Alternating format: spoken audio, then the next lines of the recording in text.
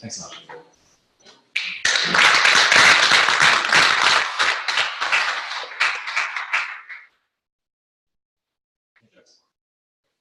What are some ways that we as residents or citizens or homeowners impact the stormwater problem? Is there anything that we can do at home to help?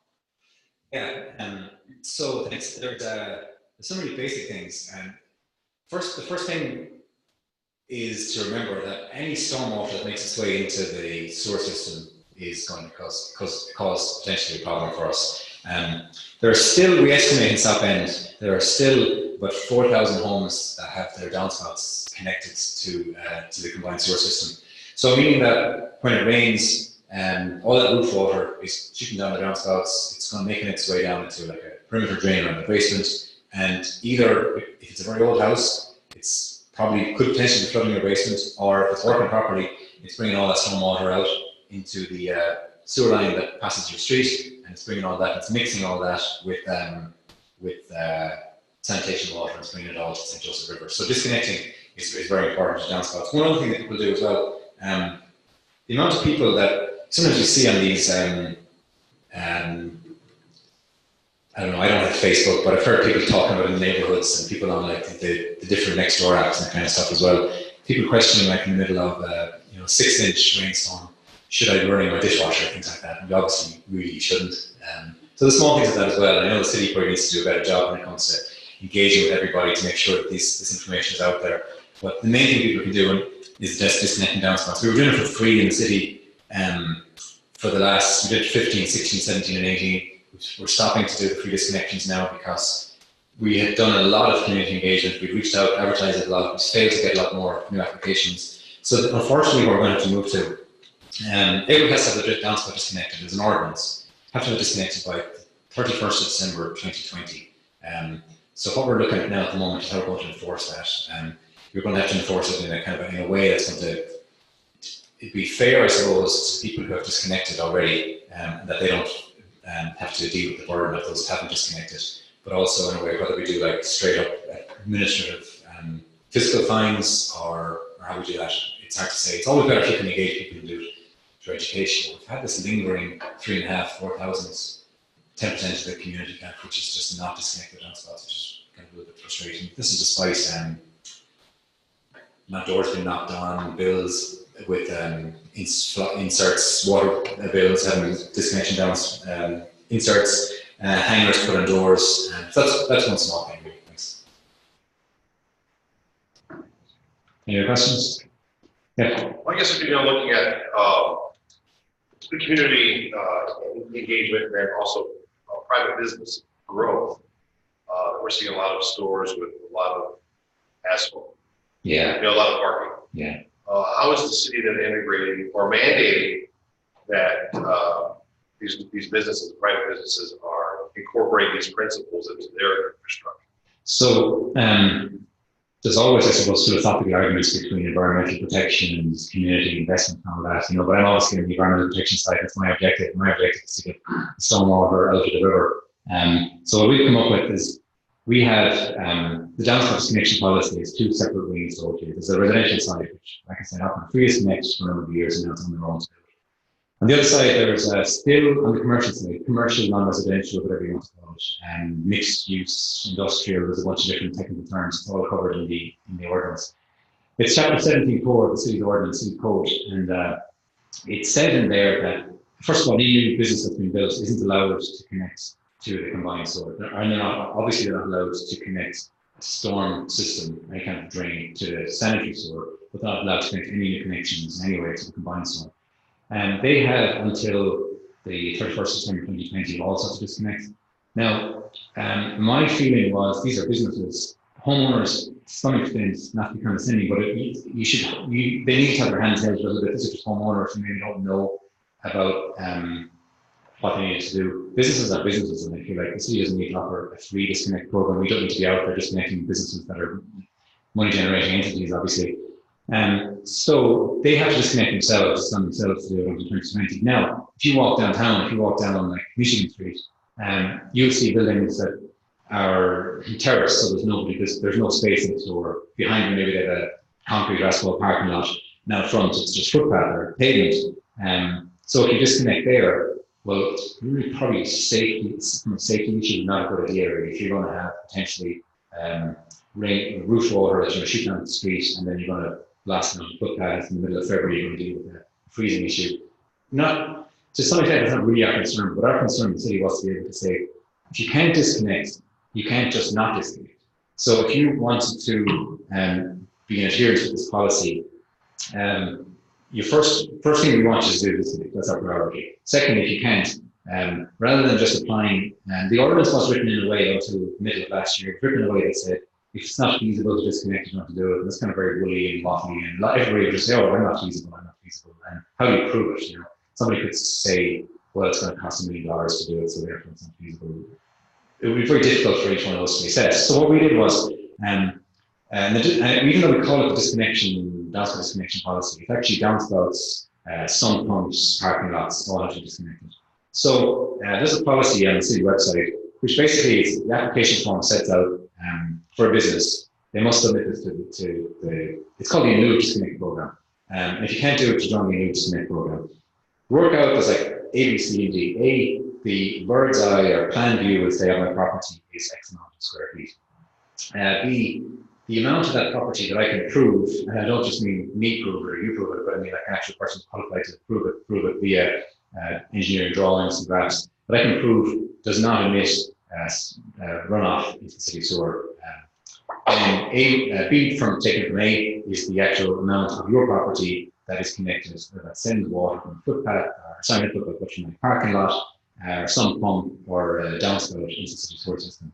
And then there's a charge on that then of 61 cents per square foot, which means then that if you've got, I was looking at one today, not to mention any names, but it means then that, well, to back up a little bit, that then could come to, for an average business, it could come to a couple of thousand. Someone today it's $10,000. All the way the ordinance is written, that money doesn't just go to any kind of general fund in the city of South Bend. That money goes directly to the long-term control plan to pay for the long-term control plan. So if you can't disconnect, you have to pay. It's the classic polluter pays principle, really. If you can't disconnect, we won't make you create a hazard. We won't make you destroy the architectural finish of a historical building or something like that if you can't do it, but you will pay for it. You'll pay to join this program. And that's basically it. So it's something that took a lot of thought. There's different, and it's, if it doesn't work, it's working so far. It's a difficult kind of way to come up with, because obviously there's a fine line between ensuring the environmental performance of businesses and also making sure that they're economically viable. We also have certain allowances for like non-profits and places like that, or places that, like if you have less than 20 employees, you get certain discounts. If you're at a non-profit, you get certain discounts as well. But nobody should get it for free, really, because you should always be able to face the, stand up for to your obligations. So sorry for bringing more information in the meeting, but no, that's good. I wrote the policy a lot about it. So anything else? I guess the kind of correlation with that is that working in tandem then with the INDOT, you look at a lot of the things that evolved on the south end of town. Yeah. And ensuring that the communication is clear and pertinent between the state entities and then the local entities of planning. Yeah, absolutely true. Yeah. These fall through the cracks, and I know what you're referring to. Yeah. Krista? Yeah, so I was struck by what you were talking about in terms of benefits that came out of following the consent decree. And I've been following this since the 90s. I worked for the city of Elkhart in the 90s, and then it first come out and people were freaking out. What do we do? We actually ended up going like door to door and saying, hi, we're here to disconnect your downspouts. People were not happy, to put it mildly. Yeah. But some of the things that you mentioned I thought were really interesting. The technology has changed since the 90s. Like there's no way we would have imagined MNet existing, for example, and having this technology in the sewers at that time, because we didn't have the technological capacity. The green solutions, the green infrastructure was still just emerging then and wasn't really tested. We could tell what that would do. What do you think is next? What can you think, oh, I've heard this thing that has potential that Yeah. can't yet imagine that maybe is emerging to help address some of these bigger issues? Yeah, our consent decree was, even though I say it was written, actually it was agreed in 2012. It was, a lot of the data was gathered in mid-2000s, and it was gathered in a lot of the reports I see, the data is coming from 2007, so it seemed like ages ago one way, another way, it feels like yesterday as well. So things that I'd like to be able to do, I suppose without imagining, like without being able to envisage a whole, organically entirely new concept, but thinking about evolving some of the technology that we have. Instead of thinking about the smart sewer technology and green infrastructure technology as being two separate things, thinking about the smart green infrastructure technology, so being able to manage the water that's collected in green infrastructure before it'll overflow. For example, let me see. So think about this. On a street years ago, it would rain, and everybody would want to make sure that there was as many catch basins as possible. So the catch basins, the drains in the street, to be able to take the rainwater away. And you want to make sure that as much of that rainwater was diverted off from the street straight away and ferried away, so it wasn't in the way. But what if every street stored, if there was a sweet spot of storage, it wasn't quite flooding, but was an acceptable volume that could be kept in the street. So if every street was like 2 inches of water or something like that. So what if every catch basin could have some mechanism of control where it could say that I know when it becomes a critical issue that I need to alleviate water in the street, but until that point I'm going to keep the capacity in the sewer system for the sanitation water that's coming from homes and bathrooms, and I'll wait. Maybe a lot of these rainstorms peak and they peak over half an hour and that's it. And after that point, instead of ferrying all that water away and getting as quickly out of there as possible, maybe there's a little street storage in a smart way. It's not just dumping water in the street, not just having like forage in the street and water leading to flooding. But if we were able to have like catch basins that were able to be somehow with an aspect of control, that we're able to manipulate how much water. It's all about finding that sweet spot, whether it's an inch or 2 inches, not 5 or 6 inches. One of the things, and I talked to Tim about this quite a lot as well, is one of the things about the smart sewer systems, we've had a lot of, I haven't, but the city and Emmet have a lot of success in relation to managing water quantitatively and being able to divert water and manage the capacity. What you're really trying to do is, maybe I should have given an overview earlier, but really, when I talked about the throttle line that connects the neighbourhood sewer, say the trunk line down to the interceptor, that throttle line there, that's kind of the spot that you can have some power over it, you can manipulate, that you can enlarge and you can decrease to be able to get more water to the interceptor or less. But what if you were doing that not based on the quantity of water that was available, but on the quality of water? So what if you're able to say, if the sensors all knew that we've got a quality of water here that's it's got an E. coli value of 5, and you've got one here that's coming here with an E. coli value of 5,000. At the moment, they're quantitatively treated equally, and they say, well, this is going to overflow, so give us some capacity. What if you're able to say, actually, this one is mostly coming off the park, and it's mostly rainwater, and maybe whatever else is in there, but it's very low E. coli load, or something else. We're able to say, this is coming from a dense neighbourhood with very little. Most of the sewerage is sanitation. Or if we're able to a real tiny spot. So that's a huge difficulty because you're talking about sensors and sewer after all. It's amazing that we're able to use just even the sensors we have at the moment. I mean, a sewer, if anybody's really, I've looked at them, I haven't really been in them, but it's actually, it all sounds nice and theoretical, but it's a really rough environment for technology. So to be able to use that kind of advanced technology, it's not just quantity based, it's actually doing an analysis of the quality. I think that's something that's incredibly difficult, but wouldn't it be amazing to be able to divert based on that? So that's kind of some of the areas that we think about. But there's someone else out there, some kind of Steve Jobs character that's going to come around in a couple of years, but not me, obviously. He's going to be able to reinvent the whole thing in weeks, who knows. But those are starting points. So do you have a green department as part of your group? Sorry? So people that are working on the green infrastructure, and modeling it and all of that. So do you have a what then? So do you actually have people that are modeling and collecting data on the green infrastructure, how to design the rain gardens, where to go? Yeah, so We started last year writing our green infrastructure master plan. Daniel, right here, walked every one of those 9 CSO basins. Or did you drive? You walked some of them, right? I think. Drove and walked, yeah. Yeah. So literally, you know, instead of having expensively paid consultants sitting in rooms looking at Google Maps saying, this looks like a spot here. Got some students who walk the city and say, actually, this is a good spot here. We've got tree lawns kind of wide, we've got a park that looks like there's something with it.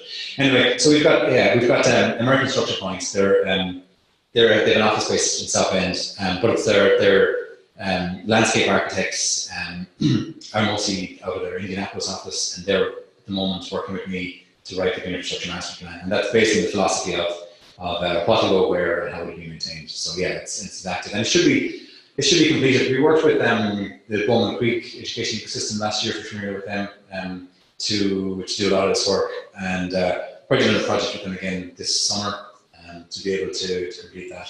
And then that'll be something that we will take to regulators as well, to be able to say, this isn't a woolly, and I say green, I mean like in a condescending way, because so many times people use the word, green as in like it's a soft kind of thing. I'm trying to say this is solid, sound, green science engineering plan. So yeah, we do, lots of people work on that too. Yeah, I work on it every day. Yeah, please. Do you have any favorite green infrastructure installations around town, or any businesses that have really done a good job? So I'm really strict on green infrastructure. I'm like, you might have guessed by the way I talk about it in relation to green infrastructure, but instead, really firmly, I hate a lot of green infrastructure because a lot of it is it's going to lead to so many problems. So much of it is just done. It's done with a great stir, and it's great for the community and it brings people together at times. But I just know that, and there's advantages to people being educated on that too. It's good for everybody to learn about it. But from the fact of this project being able to be as solid as possible, what do I like? What don't I like? I suppose generally on the 2 spectrums. I like the really simple stuff. I like the fact that you can disconnect your downspouts and you can do that really, really easily. And I think that's amazing. And we should more people do that. But then I must say, I do kind of like the engineered green infrastructure as well. I like to be able to do things that are anything, and I consider anything that will keep stormwater out of the sewer system to be green infrastructure. So if we were able to have, supposing we were able to, I mentioned earlier that 50% of Southend is combined. So mostly that means, like Southend is like a circle basically, centre in downtown, and that's the older part. That's really where a lot of combined stuff is. As you get towards newer development outside, a lot of it is storm and sanitation, so separate. But ironically, because the centre is combined, means that a lot of of the external stuff, the storm stuff, has to still go through the combined area to get to the river. So things that I like are things like, instead of having that storm, you collect all the storm water, and it's all relatively clean storm water. And then you add it back into the combined system, and then you manage it by combined. It's a really, really bad idea, obviously, but there might be no other option. But couldn't you call green infrastructure more appropriately located retention and detention basins that were managed in a smart way, so that we have, and it's a project we're working on at the moment, to be able to have retention basins that you manage instead of all that flow going to the combined sewer. Supposing we were able to have everything will go to a retention basin, and in there we've got smart sensors that are able to, first of all, be tuned into the weather forecasts to be able to say, we need to lower the base level of water we're holding at the moment because we've an inch of rain on Friday, or likely, to create capacity. And then they can create that capacity, and then they can store it in a storm event and then bleed it out afterwards. And it could, after that stage, you could go back into the combined system at no real risk, because the combined system has such a capacity. So I think of that kind of stuff as green infrastructure too, such a classic green infrastructure, but they're the kind of things that come to mind for me. What I don't want Southend to do is do a really, really great feel-good project that everybody really gets motivated about, and it's huge news for a year, and we have all sorts of complicated, finicky, small projects, and we have 55,000 rain gardens, and in 6 years' time people say, what is that? And someone like, no, yeah, I think it was a rain garden or something at some stage. So anyway, I've got theories and philosophies about green infrastructure. I love it, but in a very strict way, Thanks. Anything else? Nice. Thank you.